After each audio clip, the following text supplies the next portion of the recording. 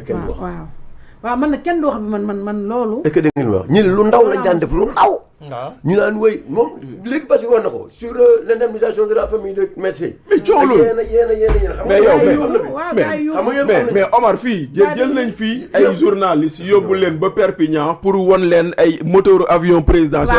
parce que Latif Coulibaly avait dit que jaay nañ avion bi jaay nañ moteur yi. Athénas PG. bu leen fàtte loolu. waaw nga dëgg la fàtte woon naa ko de. ah mais yéen yenn nañ fi ay journalistes fii yóbbu leen ba France. wuyul bi. waaw ba tournée ba la. tournée ba yow CSS nga dem de. ki ñu doon xeex. ki ñu doon xeex. CSS nga dem de.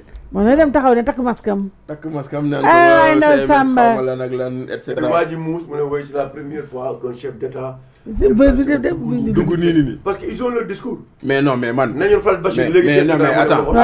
Ablaye Wade ba muy dem di inaugurer ba muy dem di lancer le projet KT 150 xam nga yéen a ngi koy fàttaliku. quand la CSS avait un objectif de production de 150 000 tonnes pour assurer l'autosuffisance en sucre du Sénégal pour que bu ñu jéggaani benn suukar.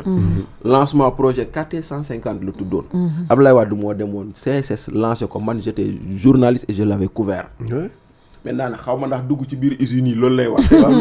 mais bon voilà mais terewul. keneen ak keneen xam nga ñi aussi leen yóbbu yow xam nga ne yow président fi mu dem yëpp. waaw amul benn société boo xamante ni société nationale. amu fa amul entreprise amu fa si ñoom la dem ceeb bi sax si Séné India la yaakaar. waaw nga dëgg Séné India bi pomme de terre Séné India sucre kii Séné India soble Séné India. sucre ak saft ingrédient boobu kii war na ko léegi yaa ngi dégg. nee na la kii moo ko inauguré lu mu tudd. li nga waxoon léegi Bachir l'ancien ministre de l'économie la ot. gisoo maa ngi nuyu sama benn jigéen mu naan ma Sidi Alpha Ndiaye était notre prof de droit public pratique en 5e année. Sidi Alpha Ndiaye mooy chef de cabinet ministre conseiller juridique président bu génnoon tegal ci ATS. moom la ñoom ñëpp dañoo bindoon seen pétition toog si pétitionnaire yi lañ bokkoon. léegi nag situation réew maa ngi ni pire te waxuñu. est-ce que mënut a ñoo wax.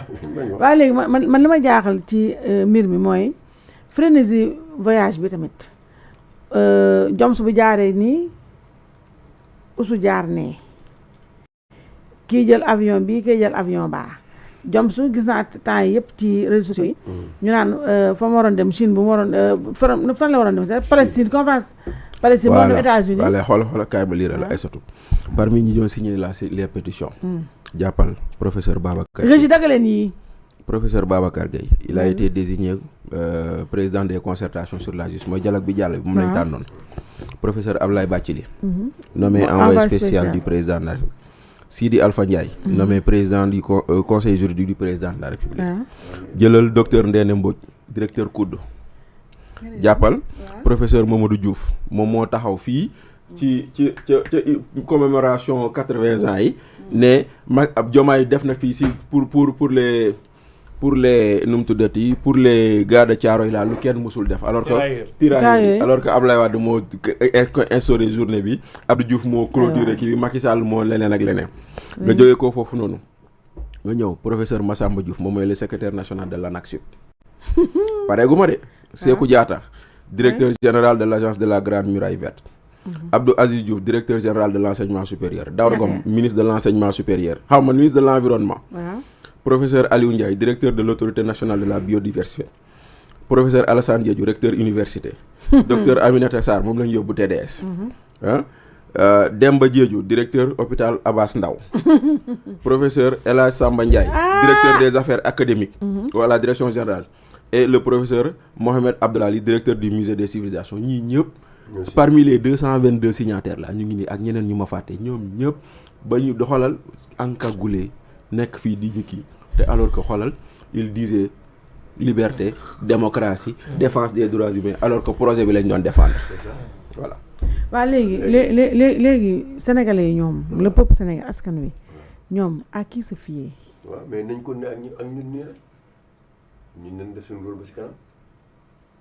mais. ñu ngi comprendre sénégalais ñu ngi comprendre. mais Omar Sénégal.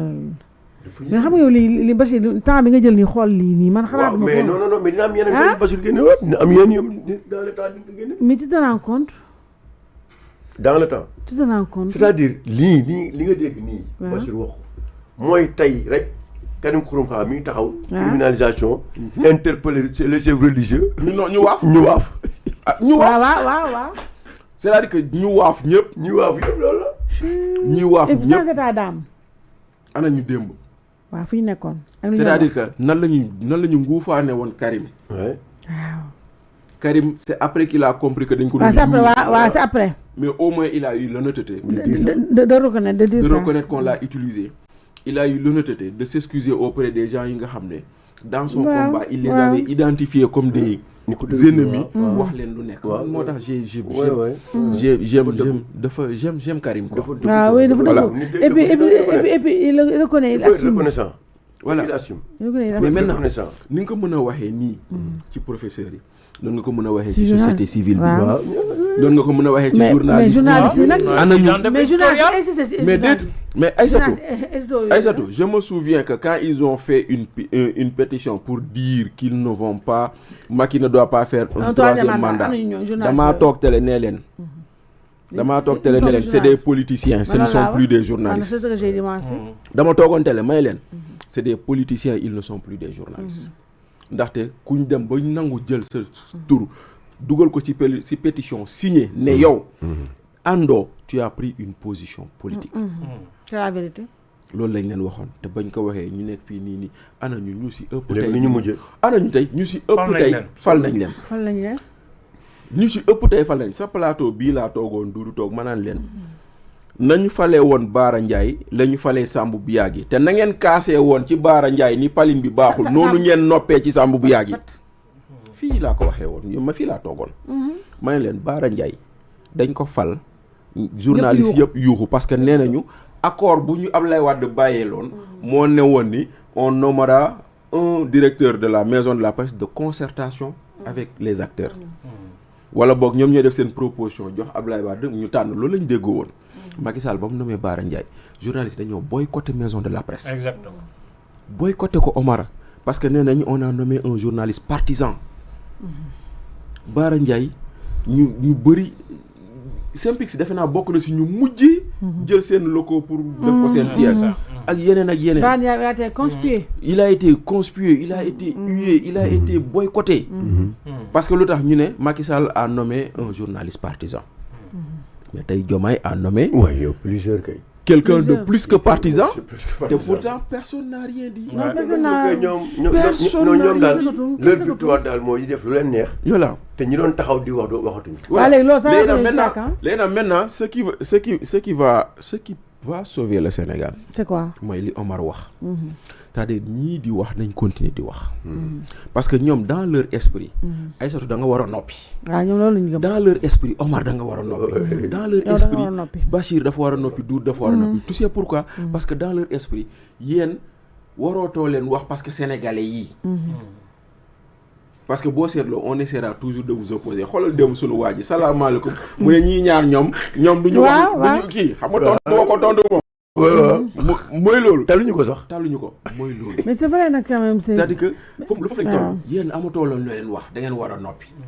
maintenant nag bu fekkee ne. ñoom noppiloo boobu. noonu processus la si lañ nekk. c'est simple. xam nga semaine bii pas tey. samedi bële dama def ma chronique sur Assome Diatta. xam naa ni mere na ma mais bon c'est ma voilà. t'avais dit quoi. non en fait Assome Diatta dafa toog seen web. muy wax ci coowal Mansour Faye. mu ne moom ma nekkoon kii. mu ne xam nga ñun jamono jooju opposition bi dafa amoon doole ba boo waxee ñu diaboliser la nga noppi. xaw ma ndax déglu nga ko. après mu ne waa Cour des comptes bu ñu ñëwoon si ñun lu ñu bind lii parce que lii amul. mooy maanaam la surfacturation n'existe pas.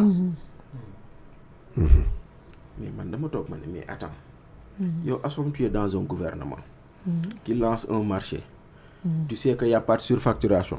y a un rapport qui sort pour dire le contraire. nga noppi. 3 ans après ngay soog a naan non dama doon ragal ku ñu diaboliser moo tax waxuma. moo tax ma ne leen par peur elle assomme la vérité lii laa bind sama titre bi. nga soxoree. maintenant la dal Assome Diatta. moo dal ñu bëri. moom la benn intellectuel boo xam ne allemand la. mu ngi tudd Elisabeth Braun-Neumann moom la doon tuddee la spirale du silence.